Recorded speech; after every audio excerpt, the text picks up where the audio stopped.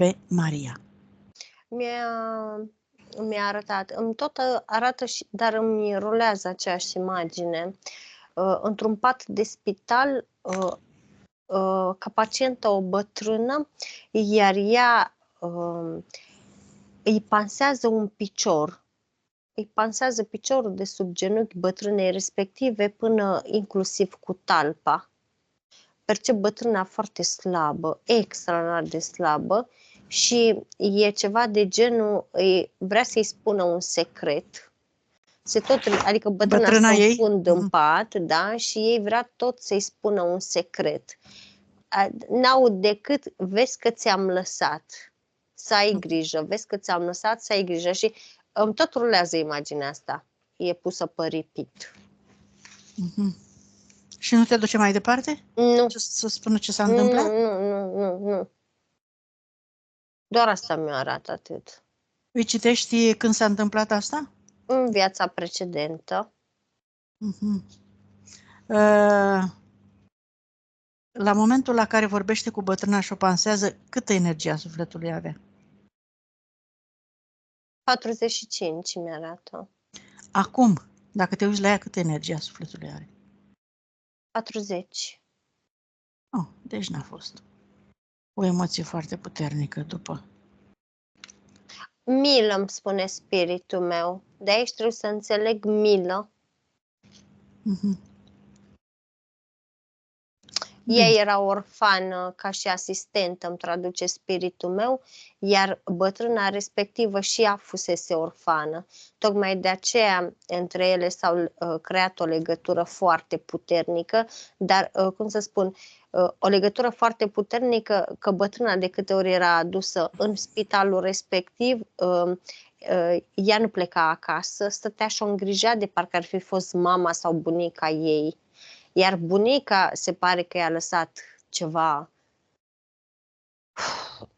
material, da? Aș zice casa, Folos. dar nu sunt sigură. Bine, mai vedem. Hai să vedem câte vieți are pe pământ în total. 165, 168. De unde a venit? Pleiade. Cu ce scop? Are misiunea de a vindeca. A venit singură? Nu. Cu spiritul ei. Aha. Spiritul ei mai e pe acolo? Este. Comunică? Nu. E îndepărtat, e ținut la distanță. De când? Și amintește? Cam de la început, îmi spune spiritul ei. Partea ei subliminală cum se prezintă? Comunică? Da, comunică. Nu o diferențiez foarte mult de fizic.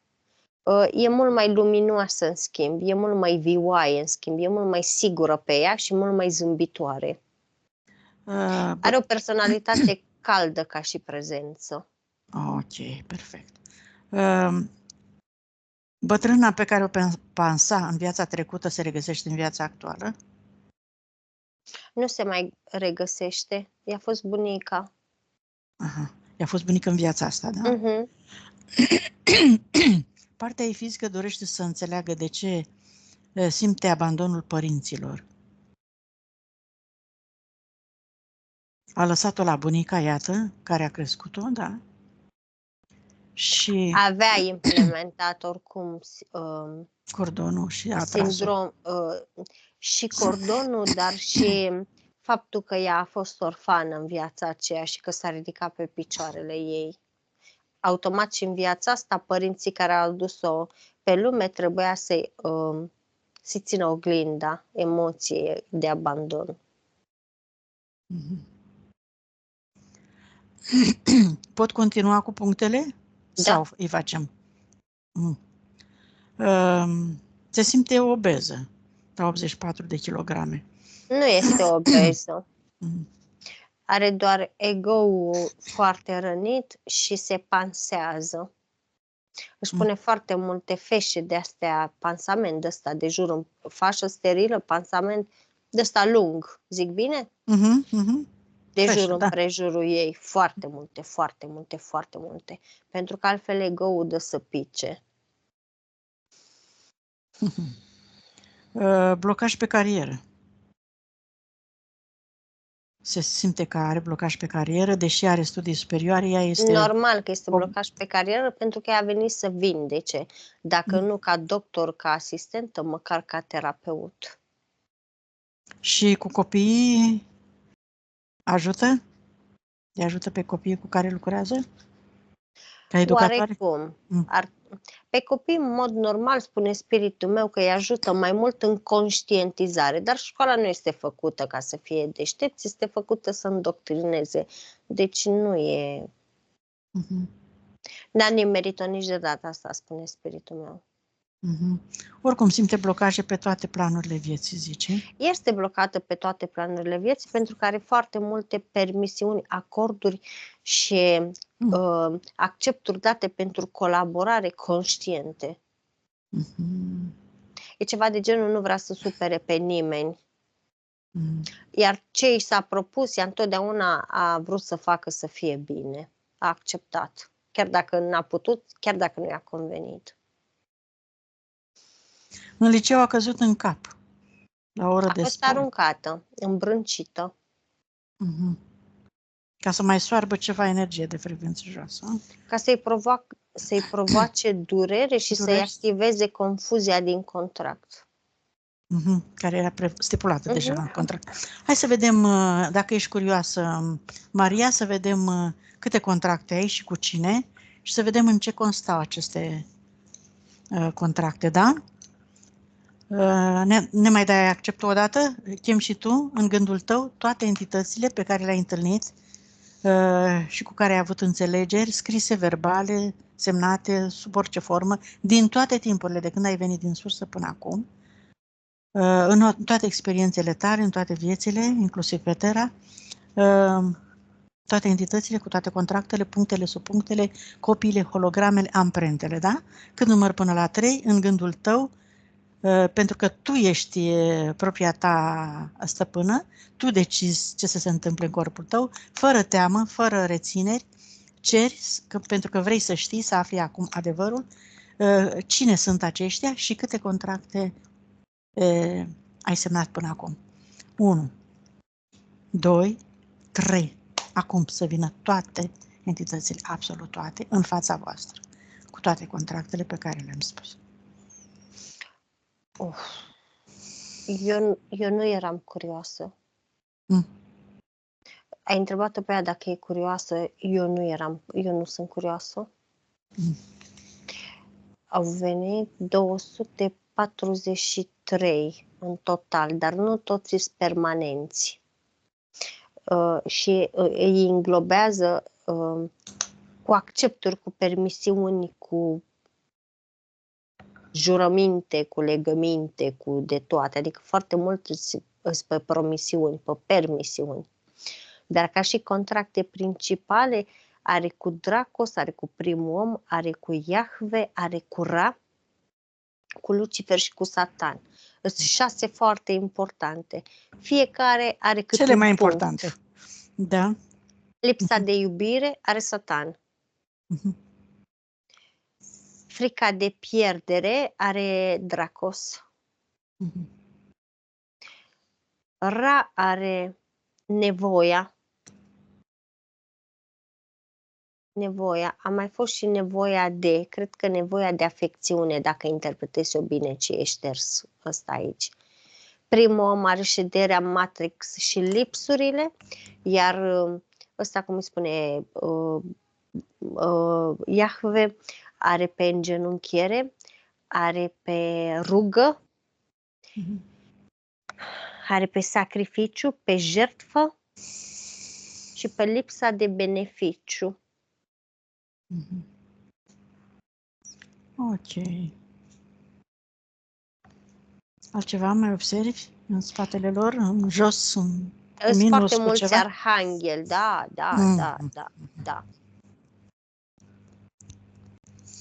Ok. Maria, acum creăm un foc purificator lângă tine, din energia de frecvență corespunzătoare pentru a arde absolut toate aceste contracte pe care le-ai încheiat cu ei, după ce tu ți-ai pierdut puterea și n-ai mai știut cine, ce și cum se întâmplă și dai comandă, căci comanda ta are putere de lege în corpul tău. Dai comandă ca toate aceste contracte să le arunce în focul purificator, să se ardă acum pentru totdeauna, absolut toate, din scoarță în scoarță, cât număr eu până la 3. 1, 2, 3. Acum. Le vizualizezi, Maria. Îți imaginezi cum aceste contracte se ard. Ele se ard oricum în prezența Amaliei, dar e bine să înveți și tu să lucrezi cu tine de acum. Și dacă percepi ceva, dacă simți ceva, Maria, te rog să ne spui. Vreo emoție, vreo imagine, dacă îți vine. Ai încredere în corpul tău, la semnele pe care ți le dă. O senzație de nod. Nu te-am auzit, repetă, te rog. Am o senzație de nod în gât. Aha. Și? Și simt că s-au ars, efectiv, că s-au curățat. Ah, super, super, iată. Iată ce receptivă ești. Felicitări, Maria, mă bucur. Am bănuit eu asta. Hai, foarte bine. Continuăm cu acceptul tău să facem ce mai urmează să facem. Permisiunile să le revoce. Bun, iată. Prin comanda ta, Maria, toate permisiunile pe care le-ai dat demonilor, entităților de reptilienilor, entităților de vibrație joasă, care ți-au făcut rău și te-au pus în suferință de-a lungul timpului, tuturor, le spui acum în gândul tău că refuzi să mai colaborezi cu ei, refuzi să le mai dai acceptul, să te influențeze, să te manipuleze, să-ți creeze anumite situații. Refuzi să-i mai chemi vreodată în viitorul tău. Refuzi să predai în continuare copiilor, nepoților tăi activitățile lor. Închei acum și aici, pui punct. Acum, pentru totdeauna și eliberezi din funcție. Curezi toate aceste câmpuri, destructurezi toate cuvintele pe care le-ai folosit, toate gândurile și le transformi în energie pură. Le purifici și le aduci înăuntrul tău, iar ei, acum, tu, prin comanda ta, ei vor pleca și le spui, plecați de unde ați venit acum pentru totdeauna. Anulezi orice accept v-am dat din toate timpurile până în prezent. Vezi dacă mai trebuie făcut ceva, Amalia?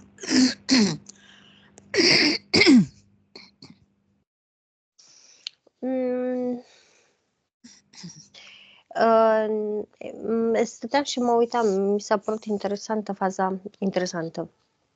Da, e interesantă. E drăguț să o vezi și în direct.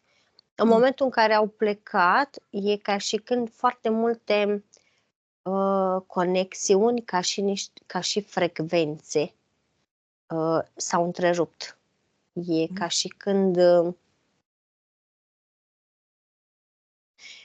și când erau responsabili de frecvențele care, ca și când fiecare avea câte o frecvență care avea legătură cu ea. În fine, cert e că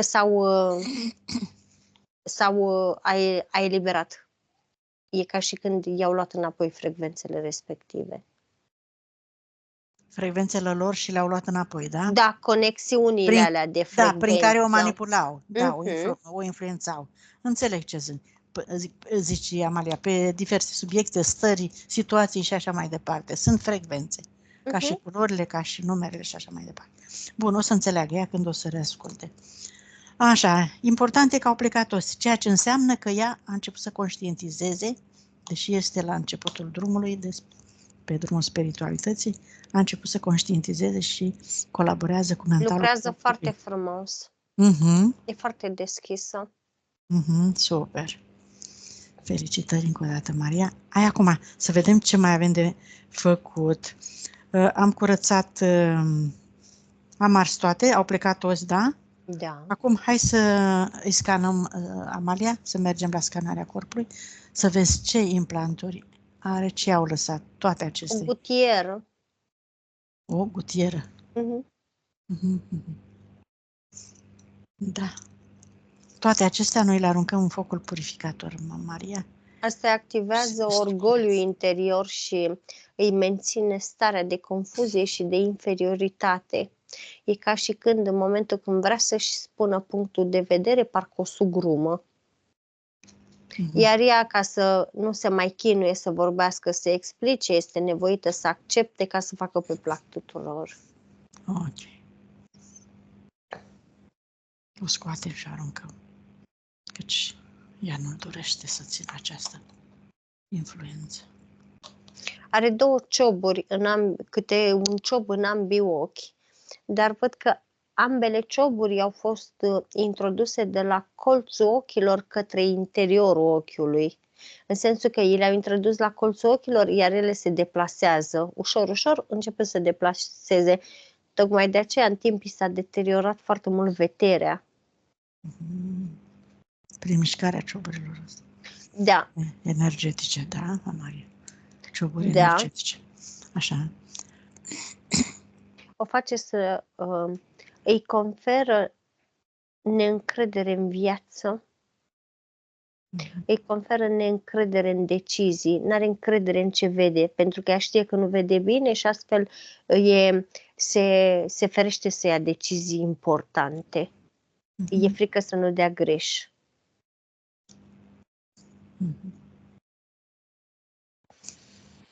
Scos afară acum pentru totdeauna aceste cioburi destructurate. Totalitate. Îi percep o cruce peste chakra coroană. Care e a lui Iahve, cu siguranță. A unui reptilian de la Iahve, da. Aha. Oricât ar fi făcut împământarea, nu avea nicio șansă să... Ca și când implantul ăsta îi respingea conexiunea cu sursa.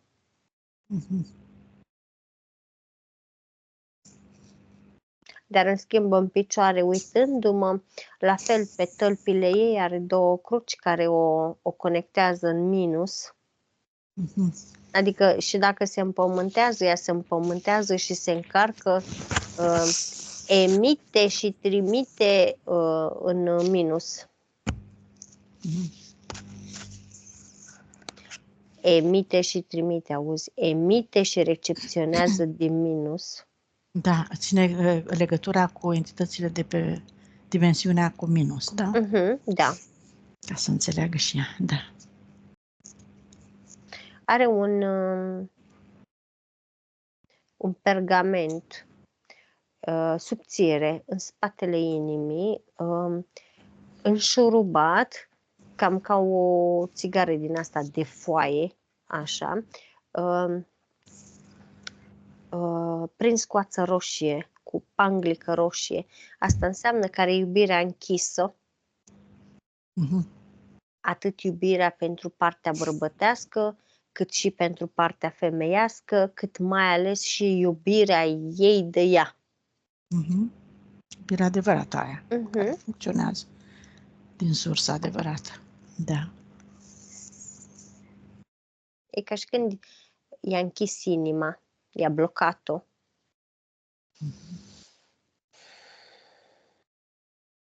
Larve astrale foarte, foarte, foarte mult în stomac. Un pH destul de acid, datorită larvelor ăstor astrale care sunt și și pe bilă le regăsesc, și în rinichiul stâng le regăsesc, și în vezică, și în astea în zigzag, intestine.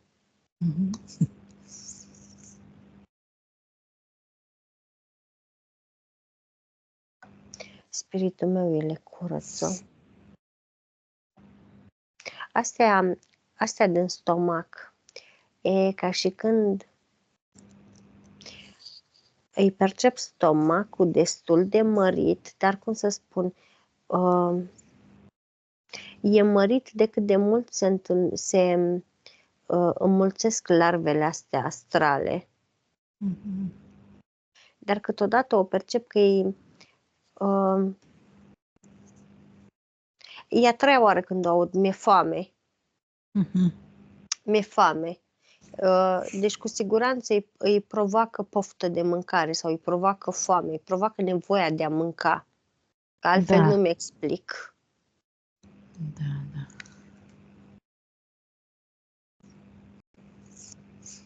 Îi mai lăsăm mâinile, că și pe acolo sunt destule. Ficatul are ca două coji de ou, Mm. una peste alta. Ai văzut, după ce spargi ou, ai băgat Da. coajă în coajă. Exact așa arată. Asta e ca și când i-a pus cupolă, își protejează furia interioară, își protejează nevoia de a izbucni, își protejează nevoia de a fi agresivă, nevoia de a se manifesta, nevoia de a spune ce gândește și foarte multe resentimente, așa, prin toate emoțiile astea. Și le reține acolo, nu le dă drumul, zici. Le protejează acolo, e ca și când nu mai poate, când se adună foarte, foarte, foarte multe una peste alta, e ca și când se mai ridică așa puțin coaja asta de ou, mai iese câte una. Da. Dar mai degrabă o consumă pe ea pe interior. Da. Iar ca ficat are o culoare vișinie.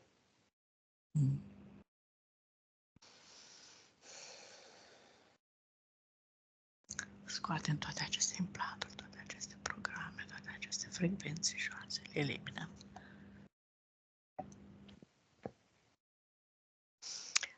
De ce îi văd 9 cordoane? 9 fetuși. 9 cordoane? Da. Ia să văd, mi-a zis de... Nu, eu văd 9 aici. Oricât îi spune tu acolo, eu văd aici 9. Avorturi, da, 8-9, zice. Nu, 9 sunt. Nu. Vreo 3 dintre ele destul de măricele le percep.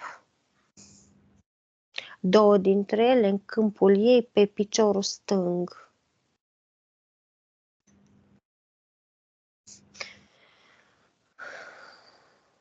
Regretul le-a ținut acolo. Da. Regretul și vinovăția nu le-a lăsat să plece și Da. pe astălalte. Să scoată tot regretul, toată vinovăția, de oriunde s-ar afla. În mod special referitor la aceste avorturi, acele emoții care s-au creat atunci, Maria, le dai drumul acum și le eliberezi. Pentru că, iată, îți provoacă suferință în continuare. De aici compasiunea, câteodată, nu mereu, exagerată, care o avea față de copiii mici. Da.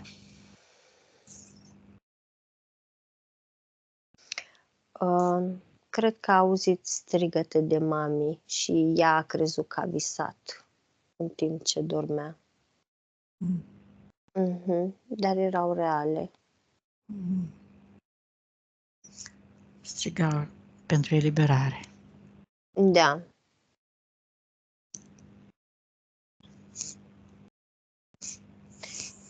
Și acum ajungem la mâini. Centri energetici destul de dezechilibrați. Chakra rădăcină, de exemplu, o percep înfundată. Chakra sacrală e ca și când e aproape golită, ca și când nu prea produce. A fost toarsă în energetic de energie sexuală. Chakra gâtului iar în dezechilibru. De acolo și senzația de noduri în gât care îi se pune, care o are din când în când, dar de acolo și senzația că se neacă totodată când mănâncă și când bea apă. La coate îi percep ca niște însemne, ca niște cicatrici, la ambele coate. Îi percep coatele foarte albe.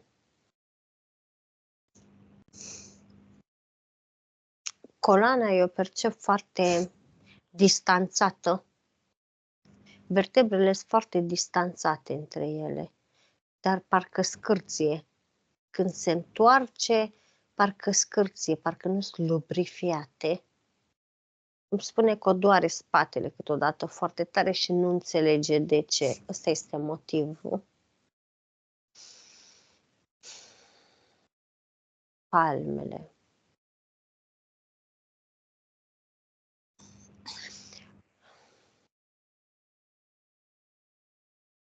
Îi aparține lui Ra, simbolul din palma dreaptă, și aparține lui Dracos, simbolul din palma stângă. Ambele îi blochează centrii, o blochează în centrii energetici ai palmelor. Practic o împiedică să fie vindecătoarea care ar trebui să fie. Conform misiunii ei, da? Conform Da. misiunii ei reale. Da. A avut foarte puține momente în care simbolurile astea au fost inactive și în care ea a putut să-și folosească energia. Dar dacă stă bine să se gândească, și în fizic va putea face diferența între cum își simțea energia în palme la 16 ani, mai degrabă la 15 ani, și cum a început să-și o simtă la 28-30 de ani. E o mare diferență. Pentru că percep că nu s-au activat simbolurile astea dintr-o dată, s-au activat ușor, în timp. Pentru că de obicei cei care au misiuni din astea de trezire, de vindecare, de înștiințare, Da. de ajutare, de obicei își trezesc capacitățile la puterea de a intra în fluxul destinului și al scopului programat după vârsta de 30, în special 33 de ani încolo. Și tocmai ei sunt foarte atacați de către entități. Iată câte contracte are. Am observat majoritatea din cei care vin cu misiunea Ei asta. sunt cei mai vizați Sunt și mai foarte, atacați. da, sunt cei mai vizați, da.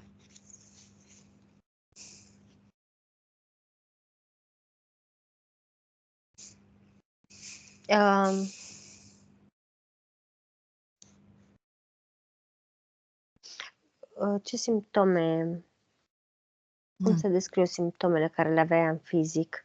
Mâini umflate,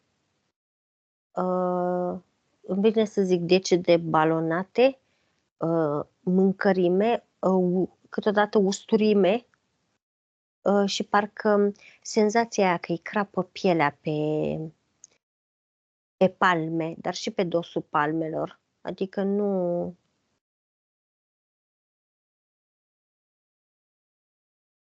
Și mai are o chestie, îi mai provoacă o chestie, nu știu cum să-mi... Amorțeală, am zis-o? Nu mai știu. Eu mă uitam să văd dacă mi-a scris pe puncte despre palme ceva, dar nu găsesc nimic. Nu ne-ai scris, Maria, da? Ba da, cu siguranță a spus. Ai spus? Ne-ai spus Ba da. în afara punctelor, probabil. Și... Aceleași simboluri le găsesc și le regăsesc aceleași mint. Nu sunt aceleași simboluri, dar au cam aceeași formă în tălpi. Dar astea sunt simboluri cu minus. Da.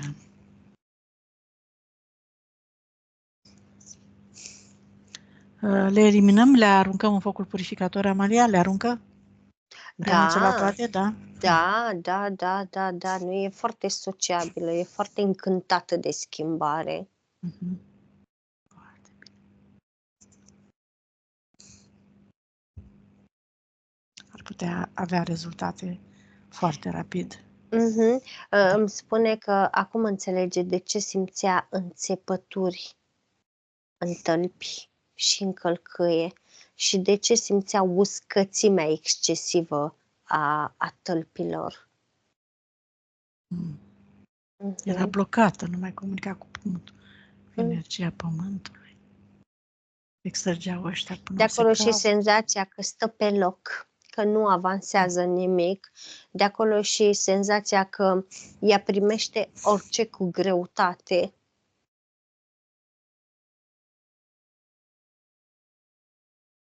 Nu-i mai percep nimic. Bine atunci. Hai să mergem la liniile de potențial de suferință. Să vedem ce are acolo. Pe lipsuri și pe pierdere. Da, destructurăm toate aceste proiecții pe care ea și le-a creat în urma influențelor, ca urmare a contractelor entităților, refuză și le anulează pe toate, le transformă. Le transformă în energie pură și își creează acum, pe această linie de potențial, tot ceea ce își dorește și poți să contribui și tu mental, Maria, să-ți propui acum să-ți creezi pentru viitor tot ceea ce tu ți-ai propus, să fii sănătoasă, să ai o relație bună, să ai un serviciu bun, să te înțelegi cu mama ta, cu sora și cu toată lumea,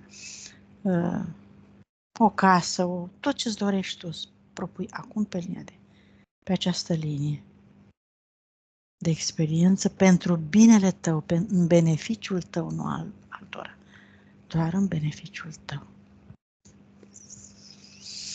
Și să vedem, să o deconectăm și de la egregoare, conștiințe colective și astrale inferioare, că sigur are. Dar Da. să ne spui ce și-a propus acolo, dacă poate să afle și mentalul ei, dacă nu, rămâne să descopere O ea. percep în fața unei căsuțe. Căsuța e, cum o privesc eu, e pe un deal așa în partea dreaptă. Și culmea, nu e mică deloc căsuța respectivă și percep și un bărbat pe acolo, ca și când parcă se pregătesc să intre în casă nouă, ceva de genul. Super! Într-un viitor, mai aproape sau mai departe, înseamnă că se realizează. Așa, mergem mai departe și o deconectăm și de la celelalte. Am deconectat-o deja. De la egregoare, conștiințe Da, colective, astrale inferioare. Da, bun. Hai să chemăm persoanele din prezent și aici avem, parcă pe puncte, Sora, mama, tata, tatăl adoptiv. tatăl adoptiv, da. Partener, soț, fost soț, că e în spatele actualului. Colege, așa mi le prezintă.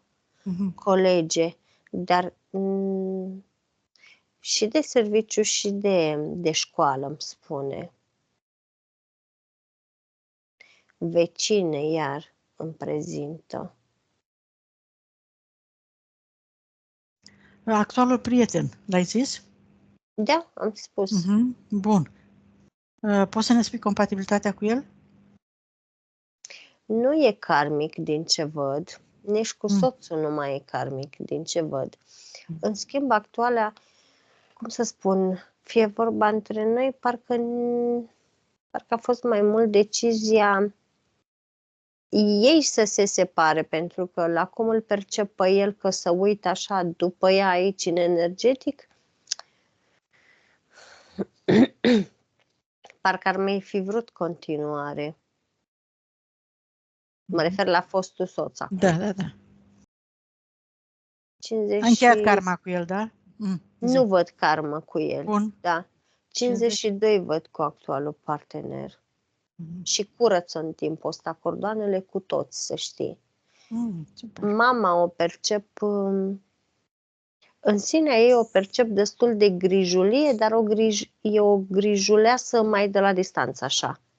Adică vine la ea să o bibilească, să o îngrijească, să așa, și după aceea parcă dintr-o dată devine indiferentă, dar parcă mintea ei își face griji. Adică ar vrea să-i ofere și spațiu, dar ar vrea și să o dădăcească. Tatăl îl percep foarte categoric. E ca și când este un profesor foarte, foarte bun. E ca și când îi îi arată o latură care ea o are în ea și care el o activează prin atâta, adică îl percep că dă și cu mâna așa când vorbește, știi? Adică e foarte categoric, tu mă asculți, știi? Bun. Fica. Sora, Sau sora. Hai, iar la rând. văd că are cordon tăiat cu ea. Este refăcut, dar e cum să spun, ar mai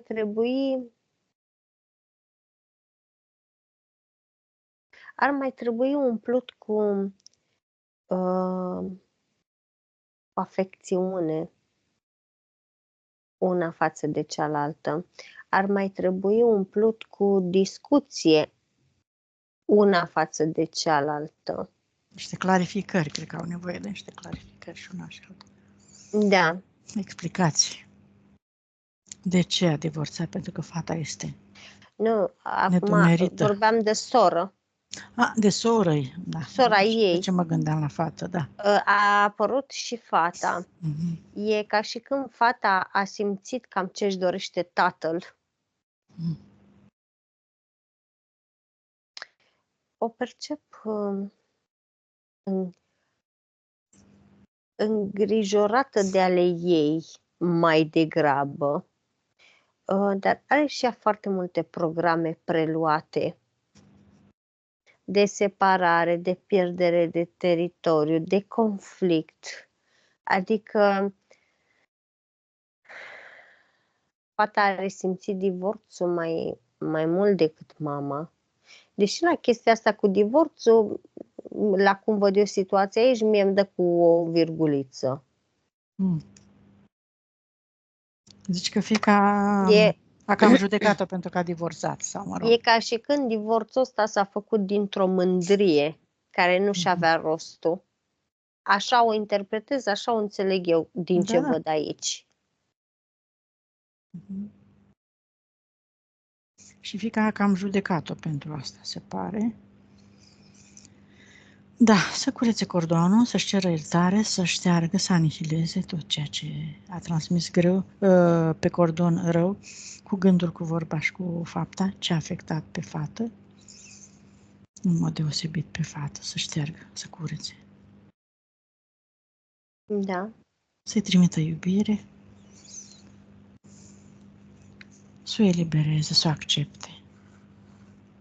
Și transmită și fiicei să facă la fel, pentru că îi va fi foarte bine dacă reușește să accepte și să ierte situația așa cum a fost. Și să taie cordoanele cu toți, dacă nu mai e nimic de clarificat. Le-a tăiat. Foarte bine. Hai să mergem la transgenerațional acum.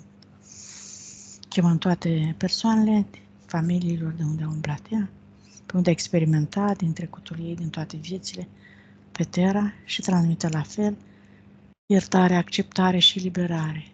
Tot ce a făcut greșit, ce i-a afectat, cu gândul, cu vorba și cu fapta la adresa lor, să șteargă acum pentru totdeauna, să anihileze, să transforme și să le trimită informații de care ei au nevoie acum. Să-și cheme spiritul, să caute adânc în sufletul lor, să-și recupereze puterea, ca să poată fi sănătoși și liberi în viitor. O casă îi lăsase bunica În viața aia, da? în viața respectivă, decât că nu s-a bucurat de ea. Datorită copiilor și nepoților bunicii.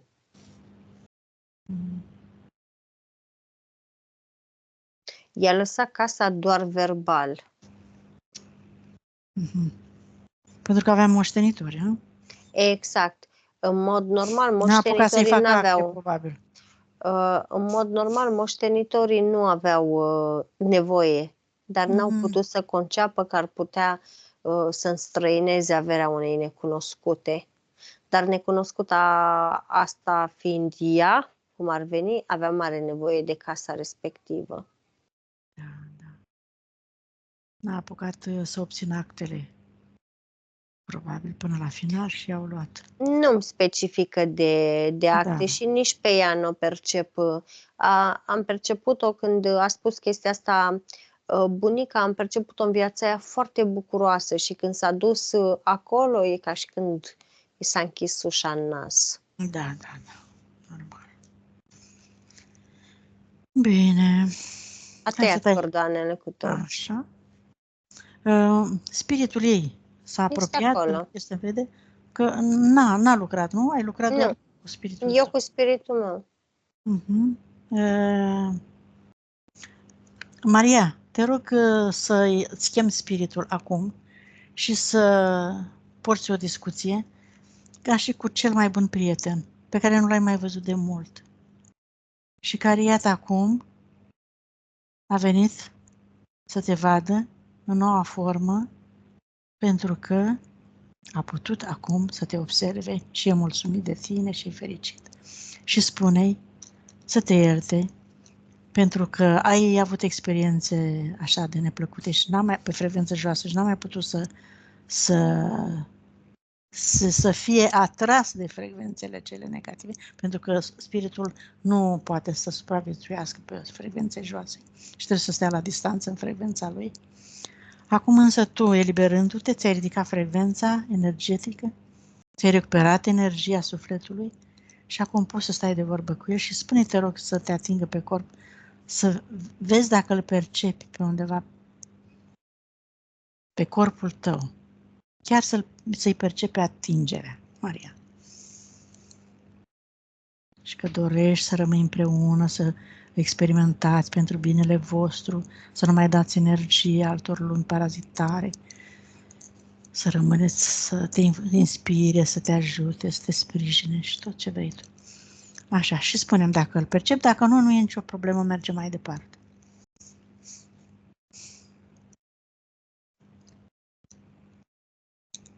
Ne auzi, Maria? Da. Cred că am venit în zona labei piciorului stâng, ca o formă așa ușor de răcorire. Mhm. Și Da. spre genunchiul stâng, unde Te-a atins pe genunchiul stâng ca să-ți arate că avem în vizor genunchiul tău stâng. Nu am uitat de el, doar că l-am conexiunea cu sursa se va lucra pe el. Plus că fetușii ambii erau pe piciorul tău stâng prinși. Foarte bine, Maria. Hai să facem conexiunea acum cu energia pură a Pământului și îți imaginezi, Maria, din centrul tălpilor tale, două fascicule de energie strălucitoare, care cresc, se adâncesc în centrul Pământului. Și spune-mi, te rog, dacă poți să vizualizezi, dacă să-ți imaginezi aceste energii din centrul tălpilor tale, rădăcini, care cresc și se adâncesc până în centrul Pământului. Îți poți imagina? le-am vizualizat. Foarte bine, Maria. Cresc mai adânc, cresc în adâncime, da? Și se conectează cu energia pură a Pământului, o sferă de lumină strălucitoare, și te conectezi acum cu această energie, cu iubire și recunoștință și cu mulțumire pentru susținere și ești un canal de energie până în creștetul capului, acum. Și îți umpli toate locurile rămase după ce ați scos implanturile și blocajele și toate energiile de vibrație joasă, umpli toate aceste locuri până în creștetul capului. Și de acolo, această energie țâșnește acum și te conectezi cu energia pură a sursei și conștiinței universale, de unde ai plecat pentru prima oară ca scânteie, ca suflet și spirit, Maria. Și îți cauți matricea originală, cu toate valorile, cu toate calitățile, cu toate capacitățile tale și te întorci în corpul tău și te integrezi cu restul de energie Și îți activezi toată memoria și puterea inimii de a iubi și de a acționa. Și sănătatea ei. Accepti și integrezi energia masculină cu energia feminină în proporție corespunzătoare nevoilor corpului tău. Și hai să vedem dacă face și integrarea celor trei părți, Amalia. Suflet, spirit, minte. În inimă o face, dar între timp mă ocup de genunchiul ei. Așa. Bun. Maria, ai perceput ceva când s-a făcut acest exercițiu de integrare, de activare a valorilor tale? Ai simțit ceva în corpul tău? Mișcare de energie, vreau să zic, adică și sentimente, ceva, stări deosebite, ușoare. Dacă ți-a scos corpul, ia spune. Are ușoară tremur așa, un sentiment de bine, o liniște, o pace, o bucurie. Te simți mai ușoară față de început? Ca și corp, ca și stare, așa?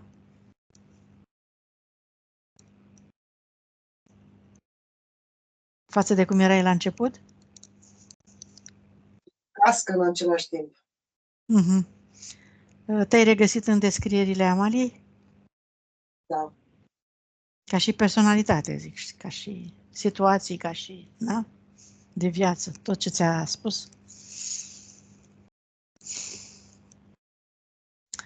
Așa. Acum îndreaptă-ți atenția și tu către genunchi, pentru că acolo unde este atenția, este și puterea ta, este și iubirea ta, este toată energia ta care vindecă locurile din corp. De câte ori îți îndrepți atenția interioară către zona ta, acolo se vindecă orice rană, orice blocaj, orice.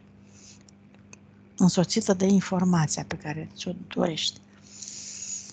Așa, Maria, ați terminat?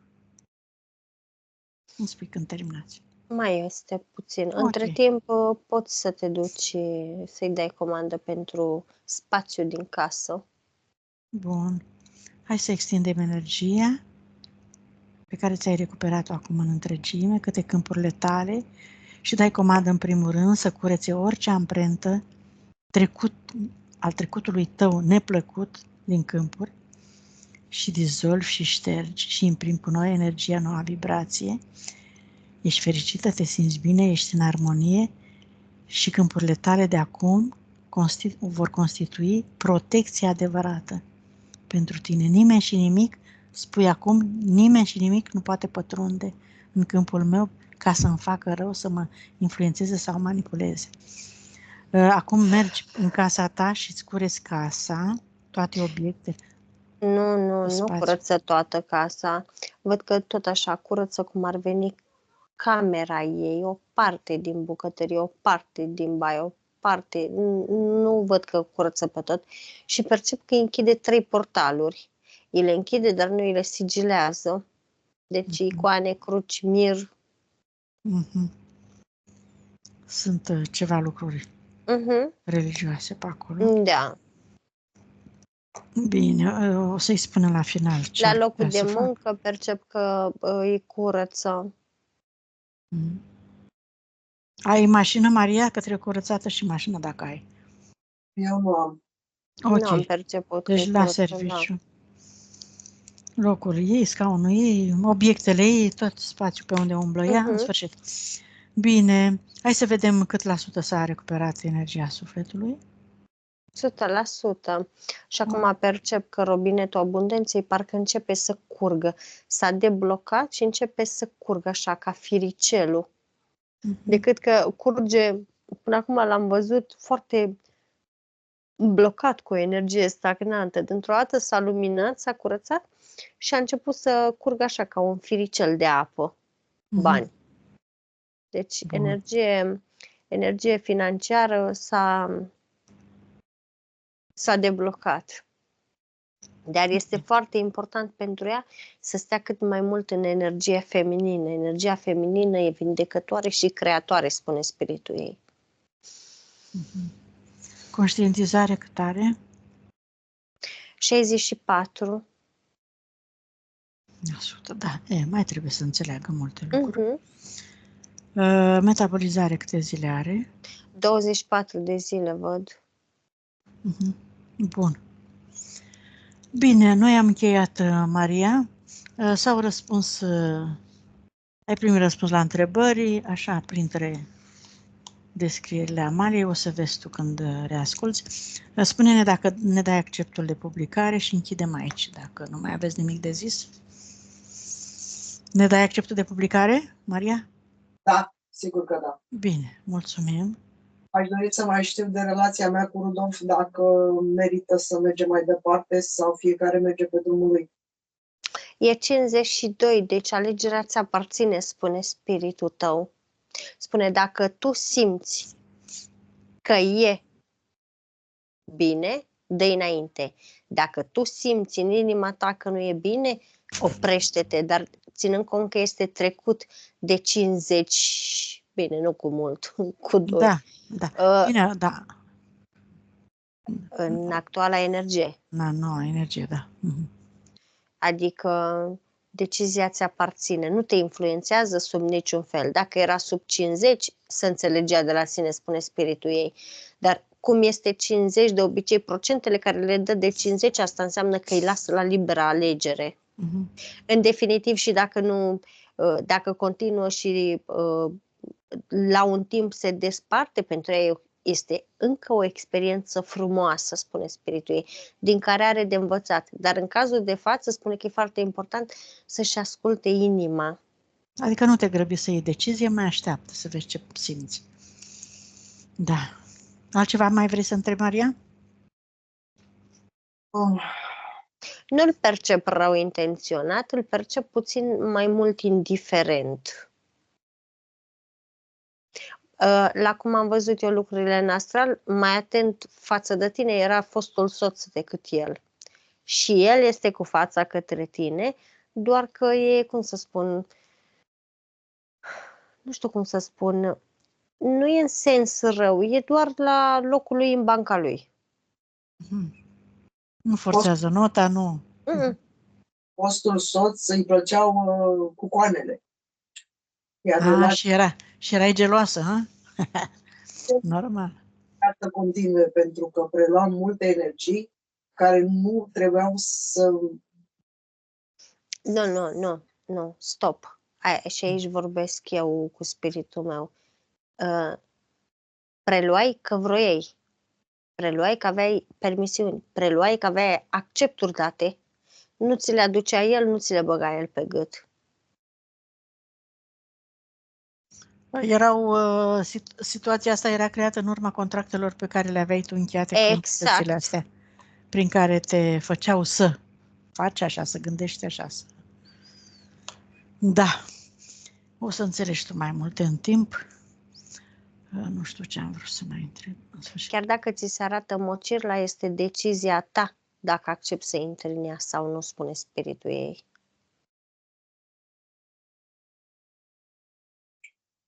Se va termina procesul anul ăsta, pentru că durează de foarte mult timp. Divorțul cu soțul. Nu se referă la divorțul cu soțul, se referă la procesul. De...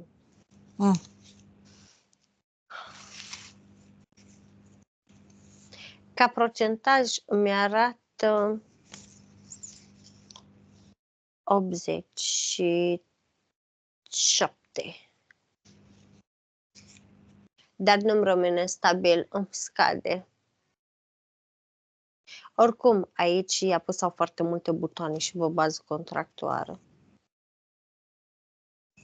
Da, baza contractelor trecute. Vorbiți de același proces, da? Da, și are așteptări.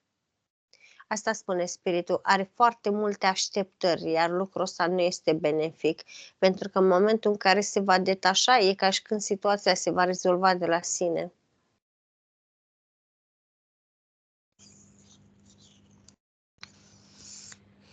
Bine. Altceva?